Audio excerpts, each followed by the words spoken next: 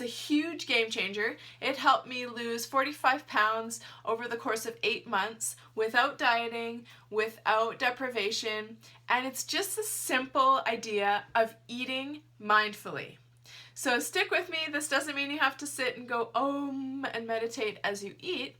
It just basically means eating without distraction. So distraction could mean, you're watching a movie and you're eating dinner, so your attention is actually more on the movie than it is on your food, which can cause a lot of issues such as overeating and things like that. So mindful eating means focusing on the food you're eating instead of the trillion other distractions in our crazy world that we have these days. And the benefits are as follows. So the first benefit is you'll eat less and you'll lose weight easily without depriving yourself because, like I said, you'll be mindful of what you're eating and you'll actually notice that you're full sooner. So if you're distracted, you're driving, you're watching a movie, you're having a really stressful conversation with someone, you'll probably eat more than you need because you won't be aware of your fullness cues because you'll be focused on whatever's vying for your attention that takes more attention than eating does. So that's number one. Another benefit is you'll derive more joy from each meal and from each bite. So it's actually studied that you'll be more satisfied from less amount of food, and you'll also eat less later in the day because you will have taken joy and satisfaction from what you ate rather than, eating on the run, not even really taking any pleasure from what you ate because you scarfed it down, and then mentally you want more food later, even if you're not physically hungry.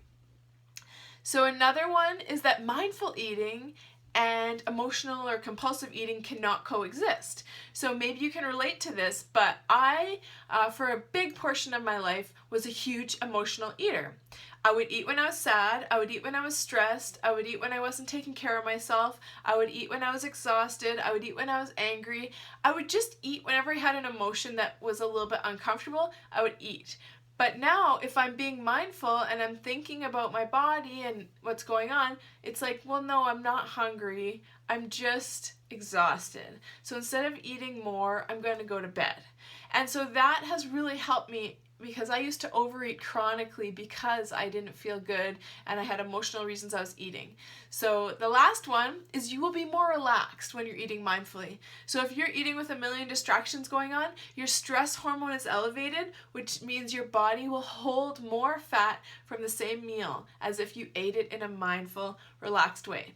So mindful eating has a ton of fat loss benefits, and it's also just a really great way of living your life. If you can eat mindfully and be present with your food, you'll find that actually reverberates into your whole life, and you'll be able to derive more joy and pleasure from every moment and every experience instead of just whizzing through the day multitasking on every single thing.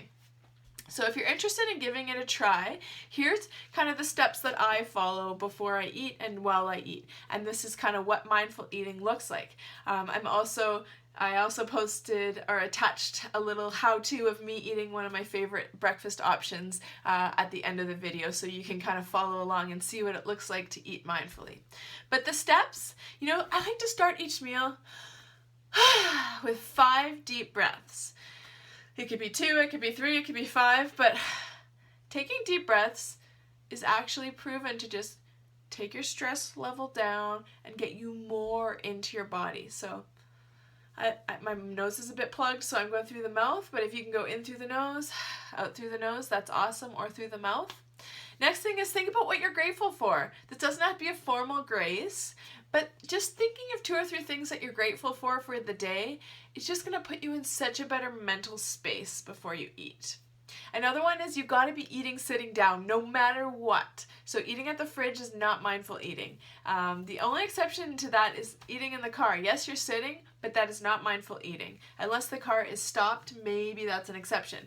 But if you're driving in rush hour and trying to eat, it's the opposite of mindful eating. You're trying to do 2 things or 3 things at once. Remove all distractions. This includes TV, this includes your smartphone, this includes like super intense conversations. If you can eat with loved ones, that's awesome. But you know, when I eat with my sister, I have to say to her, Jeannie, like, let's chill and let's just talk about our day instead of talking about politics or things that really get us riled up and anxious. So I don't like to talk about stressful things, or maybe it's talking about money with my husband. That's not dinner conversation for us. So if you have a stress-producing conversation, save it for after dinner, because if you're eating and talking about things that get you wound up, your stress response is elevated and you're going to hold more body fat from the same food. So pause regularly, check in with your body. Stop eating when you're satisfied. So you don't need to eat till you're stuffed or you're full. And because if you eat till you're full, you're usually going to end up being overfull, because it takes 20 minutes for your stomach to tell your brain that you're full. So eat till you're satisfied. Leave a little room in there for creativity and energy. You don't need to feel totally stuffed at every meal. And yeah, the mindful eating just means paying attention to what's in your mouth, the bite in your mouth, instead of worrying about the next bite or the next meal or dessert. Because that's what eating is about. It's about enjoying with gusto and pleasure what's in your mouth, instead of always thinking about the next bite. Otherwise, your meal will pass you by and all you'll want is another meal because you didn't take joy from it mindfully. So give it a try, see how it goes. I just wanted to say that I do sometimes get a bit of pushback from my clients when we're doing some coaching on this mindful eating thing, and they say, okay, I can do most of what you said, but come on, I can't eat breakfast without the paper, or without reading the news or watching the news. And I say, you know what? I'm not telling you how to live your life, but all I ask for you to do is reflect on what eating with distraction, reading, and eating is doing to you. If it's not doing anything, if you feel like it's just fine, keep going. But you're here getting coaching from me because you are overweight and you're unhappy with your body. So be willing to try something new. I'm not saying I'm perfect either. You know, sometimes I slip up, sometimes we order takeout and we're like, let's watch a movie. I try to be as mindful as I can while I'm doing that, but sometimes I do slip up. But usually I don't put guilt on myself afterwards, but I say, you know what, next time let's just stop the movie and go eat for 20 minutes at the table and go back to the movie, because that's how much I respect my food and my body now. I don't want to eat in distraction mode because I know I'm going to overeat and I'm going to regret it. So the other question, you know, what about drinking in the car, like coffee or a smoothie? You know what, that's life.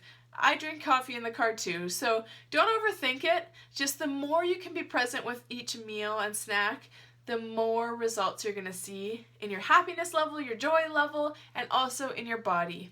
So again, my favorite breakfast option is being eaten mindfully down below, and stay tuned